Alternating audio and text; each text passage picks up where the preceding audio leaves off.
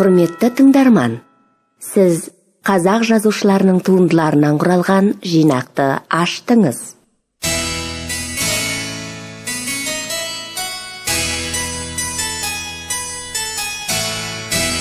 Қызықты әңгімелер әлеміне қош келдіңіз.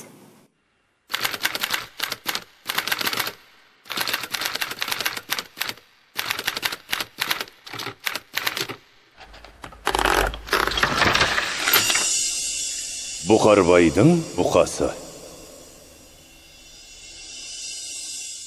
Бұқарбайдың большевик совхозына көшіп келгеніне онша көп уақыт бола қойған жоқ.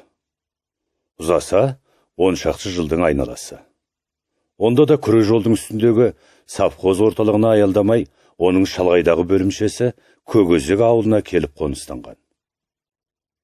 Ата жұрты осы төңірек болғанымен, өзі ішкі жақта, орыс арасында туып өсіпті. Баяғы кәмпеске жылдарында әкелерін Байғұлаққа жатқызып, Құлынды даласына жер аударған екен. Сол жақта ірге теуіп тұрып қалса керек. Ағайындарынан көңілі қалғаны соншалық, кейін заман түзеліп, кеңшілік орнаған кезде де елге қайтуға асықпаған.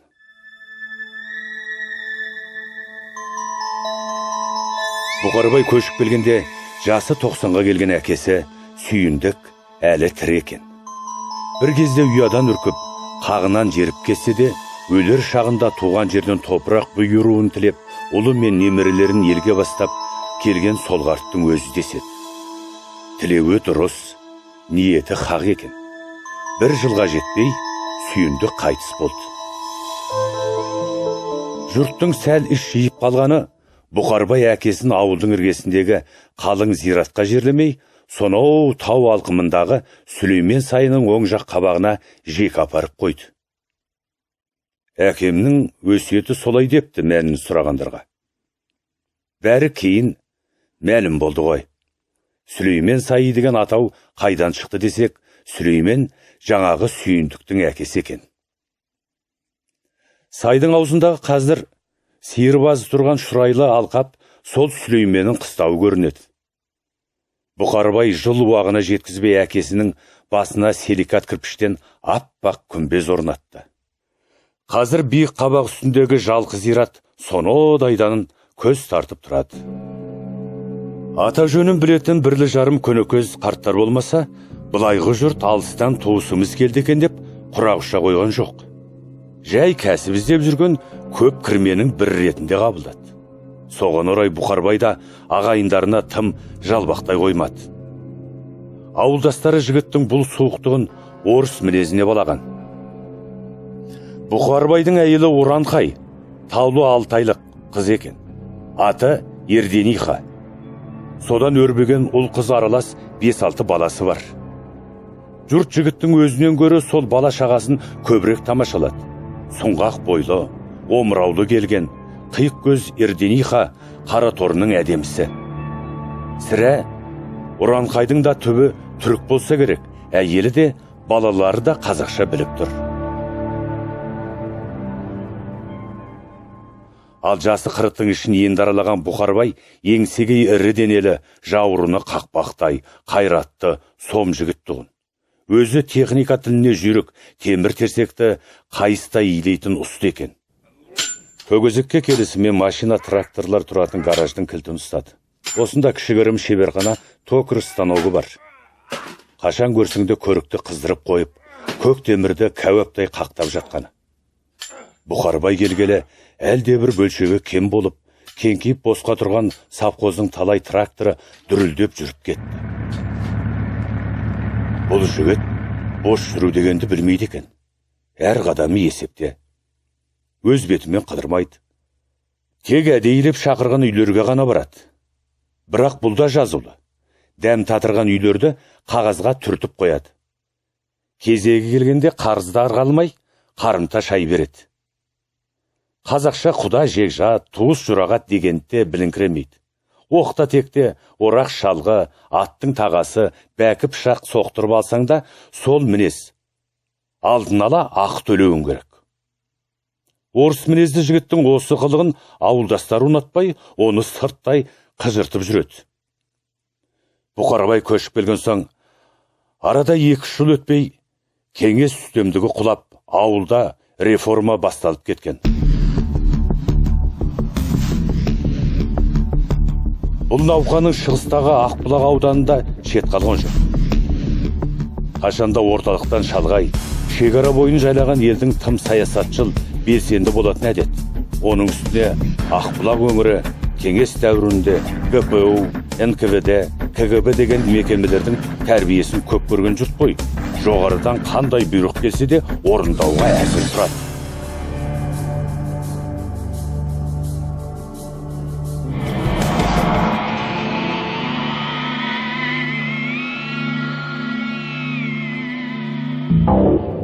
Бірде-бір науқанды артығымен атқармаған. Асыра сілтемеген жері жоқ. Баяғыда осыдан 60 жыл бұрын байларды кәмпескелеу, ұжымдасу, халық жауларын аластау кезінде бұл аудан алдына жан салмапты. Нәтижеде халқының қақ жарымы Қытайға ауып, бір бөлігі Ресейді паналап, мұнда тек өкіметке шын берілген пролетарлар ғана қалып еді. Ақбұлақ тұрғындары бұл жолы да сол үрдістен танған жоқ. Жоғарғы жақтан жекешелендіру туралы нұсқау шығар шықпастан білек сыбана кірісіп кетті. Баяғыда төңкерісшіл аталары көп бейнетпен зорға құрған колхоз бен совхозды олардың немерелері айналасы 1-2 жылға жеткізбей күлін көкке ұшырып, лезде таратып жіберді. Ол кездегі белсенділер байлардың малына жаудай тисе, бүгінгі пысықтар кеңес үкіметінің ұзақ жыл тірнектеп жинаған байлығын талауға келгенде аталарынан да асып түсті. Байлық дегенде ауылдағы қазына 4 түлік мал ғой. Сол малды сойды, сатты, бартерге айырбастады. Әйтеуір 2-3 жылда құртып тынды. Тірі малған емес, көкөзекке қарасты азынаулық техникада көрінгеннің қолында кетті. Әлі де болса кірме атты қалмаған Бұқарбай бұлардың ішкесіне араласқан жоқ. Тек ортадағы мал-мүліктің талауға түсіп жатқанын көргенде, құдауанда қолындағы бар байлыққа иелік етпейтін, есеп-қисап жүргізбейтін мұндайда мемлекет болады екен деп иығын көтерді қойды. Бар бітіргені гараждағы машина мен тракторды жұрт қоймай талап бара жатқан соң, салабасы шыққан бір ескі белорусты бұл да қорасына кіргізіп алған. Ескі деп ешкімде қызықпады. Әлде әуелден тізімде жоқ нәрсеме, әйтеуір сол тракторды жоқтаған жан болмады. Ал ортадағы қалған құтқан малды бөліске салуға келгенде, Бұқарбайды ешкімде елеген жоқ. Сірә, бұл әу баста тізімге ілікпеген сияқты. Бұл кезде ортадағы малдың өзі де шағындалып қалған. Совхоздағы 40 мың қойдан 10 мыңдай қой қалған екен. Оны да басшылар акционерлік қоғам құрамыз деген сылтаумен орталыққа жинатып алды. Ал 2 мыңдай жылқының қайда кеткенін ешкім білмейді. Ең соңында көкөзек бөлімшесінде бір табындай ғана сиыр қалды. Бөлімше бастығы Кәкімбек әр нәрседен хабары бар талапты, намысты жігіт болады. Әрі осы ауылдың төл тумасы. Сол Кәкімбек жаңағы бір табын сиырдан да көз жасып қалып, ел алдында ұятқа қалармын деді ме, бір күні Наурыз мейрамында жұртты жинап алыпты да: қолымызда осы елдің табан ет, маңдай термен жиналған әжептәуір малымыз бар еді. Құлға қойған құйқаны мінтей тауысты дегендей, қазан түбінде қалғаны бір табын сиыр ғана. Тым құрыса, жекешеленді деген ырым болсын, бір қарадан ұстап алыңдар, жоғарыға жауабын өзім беремін депті. Сол сөздің ауыздан шығуы мұң екен, анталаған жұрт қорадағы сиырға лап қояды ғой. Көкөзекте 200-дей түтін бар. Жапа-тармай жабылғанда үй басы бір сиырдан әзер жетті.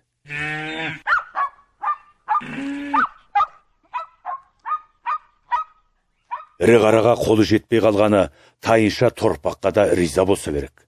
Санатқа ілінбей, малдан мақұрым қалған кісі жалғыз Бұқарбай ғана. Малды қойш, бүлінгеннен бүлдір қалмай-ақ қояды. Бірақ көрер көзге үлестен қағылды деген аты жаман екен.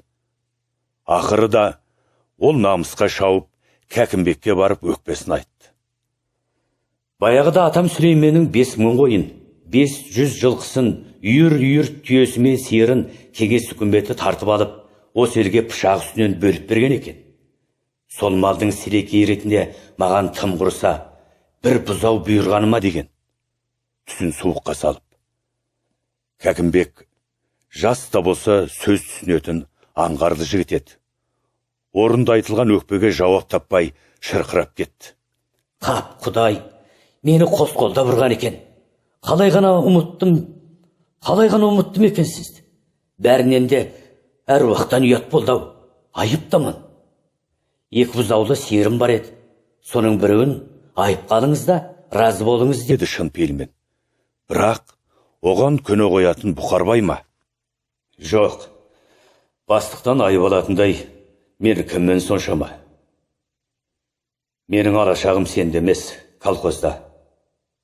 Маған ортаның малы керек деп қасарысты. Кәкімбек тығырыққа тірелгендей бір сәт маңдайын ұстап отырып қалған. Сол орталығында да аша тұяқ қалмады-ау қазір. Енші алып кеткендер енді сауырын сипатар дейсің бе деп біраз қиналып отырды да кенет таптым деп орнынан ұшып тұрды. Айтпақшы, қасқа бұқа бар екен ғой. Ол тіпті есте жоқ. Ол да бір түріктің басы ғой. Сол бұқаны алсаңыз қайтеді? Кәкімбек бұқада болса бір малдың табылғанына керемет қуанып кетті. Жағдайды тез пайымдап үлгерген Бұқарбай бұдан ары кергуді лайықсыз көрді де: жарайды, айтқаның болсын.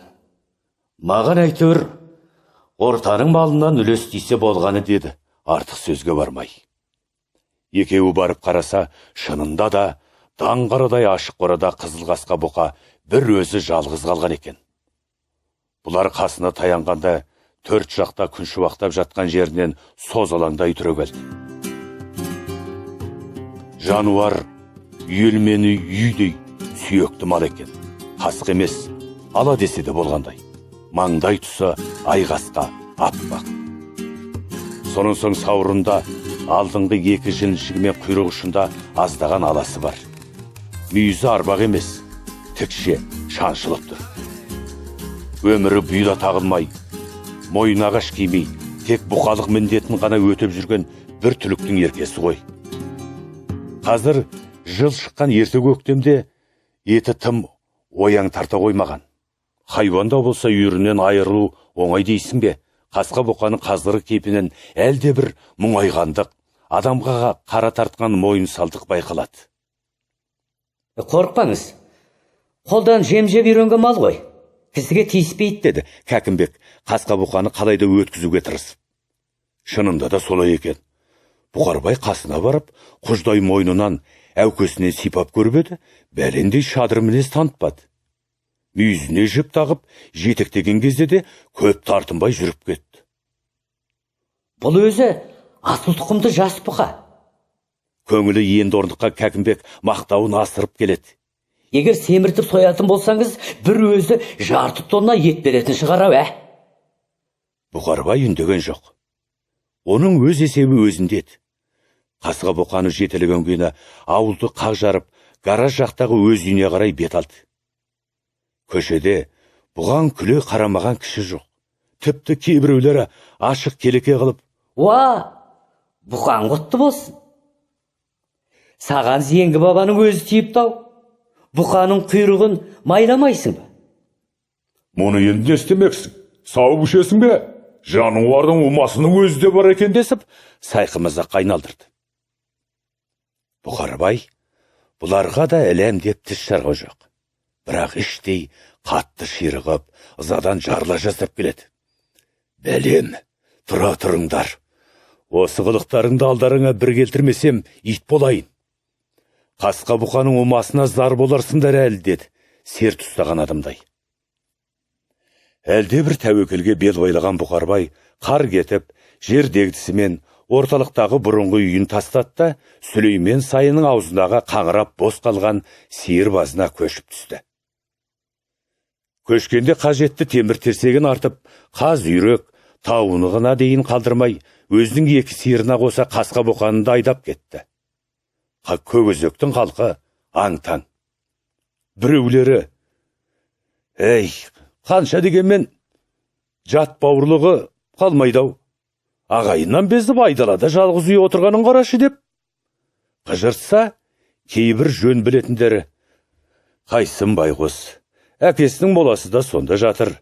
Атадан қалған қыстауында өзінше иелік еткен шығар» десіп, оның ісін ақтаған болды.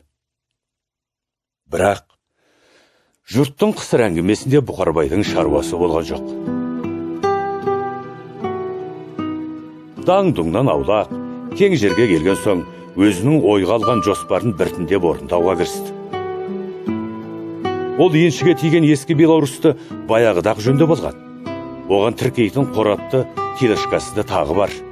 Өзі құрастырып алған 200-ді соқасы да сақадай сай тұр. Қыстаудың аяқ жағында топырағы қалампырдай көкірсіген шұрайлы алқап болушы еді. Көктем шыға тракторына жаңағы соқаны тіркетті, қара жердің қыртысын айналдырып, егін салуға кірісті. Егін болғанда дәнді дақылдар емес, көкөніс, картоп, асқабақ, қауын-қарбыз, сәбіз, сарымсақ дейсің бе? Әйтеуір, бұл жақтың қазағы кәсіп етпеген дүниелер. Соларды барлық ережесімен тақта-тақта ығып екті де, мал аяғы баспау үшін төңірегін сыммен қоршап тастады. Сүлеймен сайында дөй далаға ағып жатқан жарты қолақтай су бар тұғын. Бала шағасымен жабылып жүріп, жаңағы бұлақтан қиялап тоған шығарды да, қажет кезінде бұра салатындай етіп, егістікке оқтап қойды. Бір сайдың қуысында жатқан Бұқарбайдың бұл тірлігінен бұлайғы жұрт бейхабар тұғын. Күнкөріс қамымен басы қатып жүрген адамдар, жұмыссыз қалған жұрт екі қолын алдына сыйдыра алмай сенделіп бос жүр. Және сол тұста ауылда жанармай қат болып, бұрын ағылып жататын автобустар көзден бұлбұл ұшты. Біреуге біреу қатынаудың өзі мұң болған. Ауыл-ауылға қыдыру бұлай тұрсын, тығыз шаруасы барлар небәрі 20 шақырым жердегі аудан орталығына жете алмай қалған кезет. Міне, дәл осы тұста ауылдастарын таңғалдырып, Бұқарбай тағы да көзге түсті. Бір күні таңертең жүрдек Белорусқа телешкасын тіркеп алып, ауыл ортасындағы алаңда тұр. Жай тұрған жоқ-ау. Кәне, кім қайда барады? Аудан орталығы қажет болса, мархабат. Бірақ сағатта апарып тастаймын деп, жар салып, айғайлап тұр. Көлік күткен көпшілік басында телешкаға қарай лап қойды да, кенет қайта серпілді. Ойбай, көтек! Мынауыңа қаламын дейді ғой, босқа емес, билет сататын көрінеді. Бір әйелі баж-бұж етіп. Шынында да солай болып шықты. Ақыл екен. Аудан орталығы Ақбұлаққа дейін 50 теңге. Қайтар жолы да сол баға. Несиеге қарамайды. Қолма-қол ақша төлеу керек. Ауылдастар ағайыншылықты білмейтін Бұқарбайға наразы болып, біраз шу шығарды. Ұрысты, сөкті, ой сұмдығай деп жағаларын ұстады. Бірақ басқалы мал таппай, ақыры таласып, тармасып, телешкаға мінді. Сұмдық ештеңесі жоқ. Бұғанда 20-дай кісі сиятын көрінеді. Жүрісі жайлы екен. Телешканың табанына шөп төсеп, үстіне кенеп жайып қойыпты. Ауданда шұғыл шаруасы бар адамдарды Ақбұлаққа алып барып, түске таман алып қайтады. Көлік таппай қысылып тұрғанда, бұдан артық не керек? Бұқарбай осылайша күніне бір кейде 2 рейс жасап жүрді. Ал пойызға шығамын деушілер болса, кештетіп Аякөзге де апарып тастайды. Ол жақтағы ауылға жете алмай тұрғандарды мұнда алып қайтады. Жол ұзарған сайын билет бағасы да қымбаттай бермек. Мұның сыртында отынымды әкеп беріші, шөбімді түсіріп беріші деп жалынатындар қаншама. Тұяғы қимылдап кетсе, ақша. Дайын ақшасы жоқтардан қой қозы, тоқты торымында ала береді. Аттап басқанына, ақша сұрайтын жігіттің бұл қылығына ауылдастары ақыры үйрен алмаған. Бірақ бұған дейін көргендері ойыншық екен. Бұқарбай негізгі көзірін соңына сақтапты. Көзірі не дейсіз ғой? Ол баяғы қасқа бұқа. Қасқа бұқаның ақылы қызмет. Алдын ала ақша төлемесе, бөтен сиырды бұқаны маңына жолатпайтын көрінеді. Мына сұмдықты естігенде көкөзек тұрғындарының үстіне жай түскендей болды. Сол жылы қас қылғандай жаз шыға салысымен жекеменшік сиырлардың жаппай күйлемесі бар ма? Жын қаққандай бір-біріне артылып, ауылды шағып кете жаздаған. Күйлеген сиырға бұқадан басқа ем жоқ екен. Ал бұл өңірдегі жалғыз бұқа Бұқарбайдың қолында. Амалы жоқ. Көкөзектен шыққан беделді делегация Сүлеймен сайына қарай бет түзеді. Мәселенің анық-қанығына көз жеткізіп, қолдан келсе Бұқарбайды ағайыншылыққа көндіріп қайтпақ. Келіп қараса, жұрттың айтқаны рас екен. Қасқа бұқаны өріске жібермей, алдына көк балауса салып, жұмыртқа қосқан жем беріп, күндіз-түні қорада ұстайды екен. Есігінде құмғандай құлып тұр. Соны көргенде делегацияның беті қайтып қалды. Әйтсе де, бұрын соңды бұл өлкеде болып көрмеген жаңалық саналарына сияр емес. Бұқа деген тау-тасты басына көшіріп, өрісте еміне еркін жүрмейтін бет. Күйті келген сиыр кезегімен қашып жатпайтын бет. Тіпті сол бұқаны мал деп іздеген кім бар? Қазекең, бұқа кімдікі болса, оныкі болсын, бұзау өзімдікі деп жүре беретін.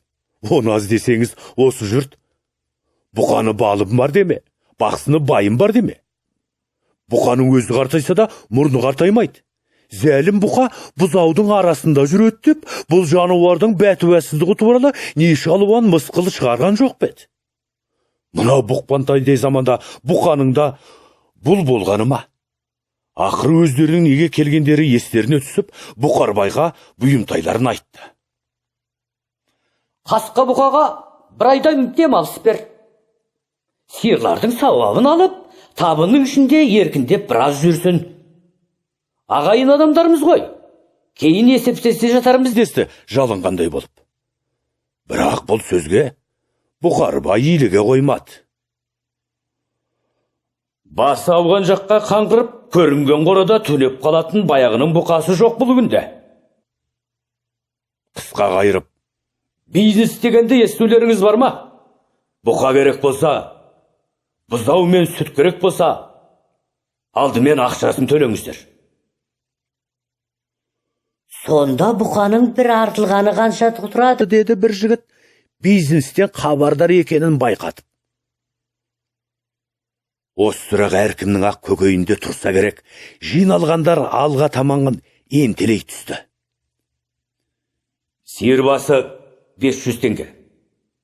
Бұзауға кепілдік беріледі. Бір жолда тоқтамаса, жарым бағасына қайталауға болады. Көпшіліктің арасында жасы 80-ден асқан Сәбден деген шал тұр еді. Сол ақсақал тамағын кенеп, өзінше сөз бастады. Бұқарбай шырағым, мен сенің әкең Сүйіндікті, атаң Сүлейменді көрген кісімін. Екеуі де бастарына бақ қонған, осы елдің ырысы болған адамдар еді. Сол жақсылардың ұрпағы, мына сен елде жоғырымды бастап, бұқаның шыбығын сатқаның қалай? Оның да өзі де бәрімізге ортақ кешегі қалқоздың бұқасы емес бет деген күңірене тіл қатып. Бұл кісіні Бұқарбай да сырттай білетінді. Кезінде қатты белсенді болған адам. 30-шы жылдары беліне табанша байлап, сап-сарыла қайыс сасынып жүреді екен. Сәбден келе жатыр дегенде жылаған бала онатын болған. Сол әңгімелер есіне түсті де, көмейдегі сөзін ерке алмай қалды. Өзіңіз мақтап тұрған сол Сүлейменнің де түбіне жеткен сіздер емессіздер ме? Бар байлығын тартып алып қана қоймай, ақыры осы елден кетіріп тындығансыздар. Дауыңыз қасқа бұқа болса, сіз алдымен атамның малын қайтарыңыз. Мен қасқа бұқаны қайырып берейін. Шал мұндайды күтпесе керек, сасқалақтап қалды. Ол кезде уақыт солай болды ғой. Ендеше, мен де сол уақыттың құлымын. Меншікті пір тұтқан заманда тегін дүние болмайды. Әрқандай қызметке ақы төленуі тиіс. Сөз осымен біткен. Бетін теріс бұрған сәбден шал атына мініп жүріп кетті. Ол әсілі сиырды сылтауратып, Бұқарбайға соқтығы үшін әдейі келген секілді. Оқшантайында қалған ақырғы оғын атып кетпек. Бірақ сәбденде қалғаны ағаш оқ болатын. Бұқарбайға дарған жоқ. Ал басқалары не істеді? Аталас ағайындары бұған ұрысты, сөкті, жерден алып жерге салды. Ой, сұмдық-ай деп жағаларын ұстады. Ақыры Бұқарбайдың дегеніне көнді. Көнбеске амалдары жоқ. Бір үйдің аузын аққа тигізіп отырған жалғыз сиыр қысыр қалса не болмақ? Сүттен қағылатын өз алдына бұзау ермейді ғой. Мынау заманда бұзау да бір қара.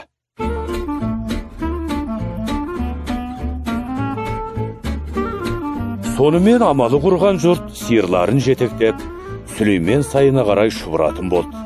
Кей күндері сиыр базының алдында кәдімгідей кезекке тұрып қалады.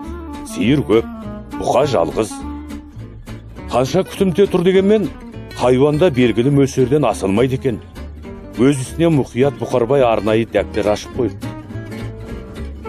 Соған мал иесінің аты жөнін, сиырдың түр түсін, айы күнін жазып отырады. Ертең дау тумау үшін мал иесі оқиғаның басқасында болып, соңыра дәптерге қол қою керек. Оның үстіне сиырларда бір келке емес қой. Жасы кәрісі, арығы семізі, байдалысты тұштақайы бар дегендей. Кекірлеп тұрған тоқпықа әукесі түспесе, қартаңдау, арық сиырларды бой салып қумауы мүмкін. Мұндайда мал иесі басын ұстап беруге тура келеді. Осылайша көкөзектің күйлеген сиырлары жаз бойы қасқа бұқаның бауырынан өтіп жатты. Ел іші гу-гу әңгіме. Ауылдастары Бұқарбайдың бұл қылығына сан саққа жүгіртіп, әлі күнге дейін саналарына сыйдыра алмай жүр. Баяғы бөлімше бастығы Кәкімбек кейін ауданға жоғарылап кеткен. Сол жігіт жақында Бұқарбайға сәлем бере келіпті. Қасқа бұқа бір түріктің басы, көкөзектің құт еді. Сол құт енді сізге келіп қонды. Ағайын жұрт не демейді? Мал тани білмеген өз обалдар өздерінде. Қайта етек басты, ерінше келді. Өстіп бизнеске баулығаныңыз дұрыс болар деп, аудан басшыларының мұны қолдайтынын айтып кетті. Өз ісінің дұрыстығына Бұқарбай да іштей сенімді болатын. Ол қасқа бұқаға байланысты науқа кезінде бір кісіден ғана оңбай жеңілді. Бірақ оның да түбі жақсылыққа айналған. Ауылда бұрын сауыншы болып істеген Қаншайым деген жесір келіншек барды он. Үріп ауызға салғандай ақсарының әдемісі. Кілегейге піскен сүтсіңді алақаны да ұлпадай. Айтысына қарағанда, ана жылы жол апатынан қайтыс болған күйеуі Бұқарбаймен аталас көрінеді. Әйтеуір, сол әйелді көргенде жүрегі құрғырдың ат қақтап кететін әдет. Қаншайымды өз бағасын білетін болар. Мінезі ашық, ерке шолжаңдау. Әзіл сөзге де жүріп тұр. Оқта текте кездесіп қалғанда, қайнағамен де ойнағамыз деп сүйкеліп тұрады. Бұқарбай, ел аяғы сиреп қалған күндердің бірінде есік алдында шықса, қызыл қонажын жетектеп, сол келіншек келіп тұр. Қалыңыз қалай, қайнаға? Бүгін бұқаңыздың қолы бос па? Нәркес көзін назбен төңкеріп. Сол күні Бұқарбайдың да іші пысып, ерігіп тұрған. «Я, бұқада не бұйымтайыңыз бар еді?» деген әдейі сөз шығару үшін. Бізде не бұйымтай болсын?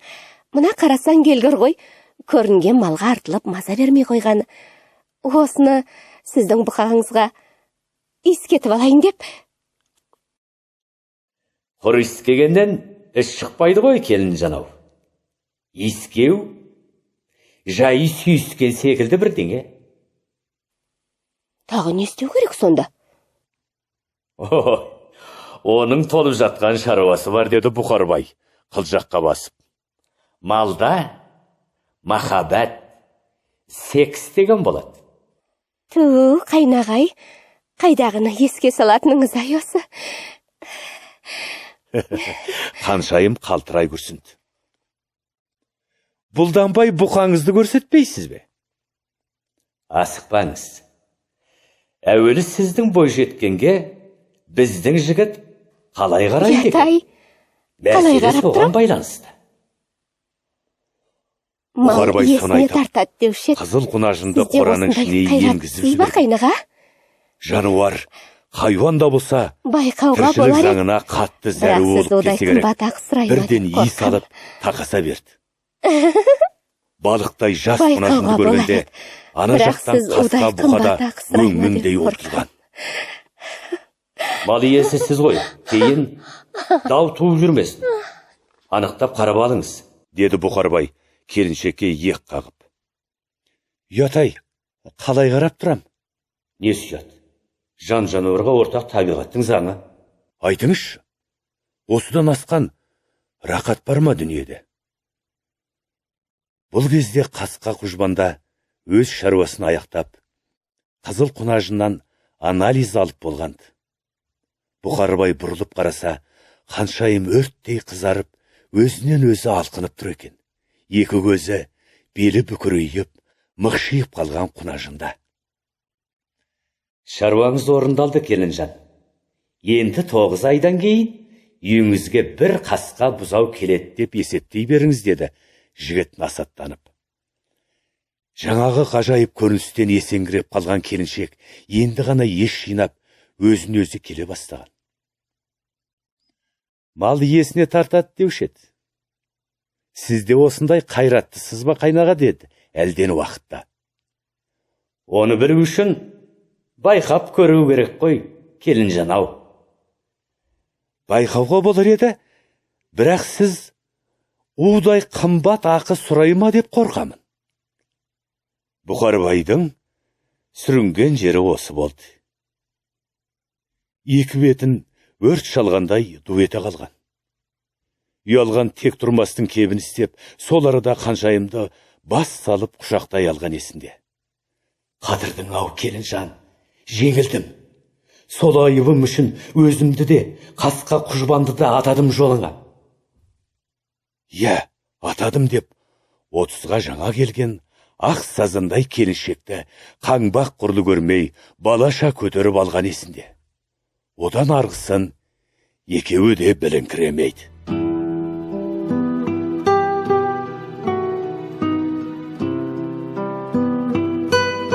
Содан бері де арада 5-6 жылдай уақыт өткен. Бұқарбай бұл күнде Ақбұлаққа аты мәлім ауқатты адамдардың бірі. Баяғы есі мекеннің қасынан еңселі үй тұрғызып алған.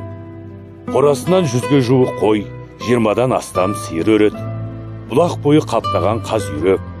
Баяғы белаусызды тастап, жаңа трактор, бір жеңілді жүк машинасын сатып алған. Есік алдында аппақ Нива тұр қаңтарылып. Балалары да өздері сияқты еңбекқор пысық. Біреуі малға, екіншісі егін мен шөпке қараса, тағы біреуі қала мен аудан арасында меншік автобуспен жолаушы тасиды. Қазір үй қарасы да көбейген. Ана жылғы оқиғадан кейін Қаншайым да осы сиыр базына көшіп түскенді. Оның қорасы да құр емес. Қасқа бұқадан айнымайтын бір өңкей қызыл қасқа сиырлар Бұқарбайдың аузынан түсіп қалғандай балпанақ балалар өріп шығады. Бұл күнде Сүлеймен сайының іші құжынаған тіршілік. Білетіндер, еңбек түбі зейнет деген рас. Пұлдауанда шөпте шыққан жеріне шығады екен ау деп тарғатқай қарасады.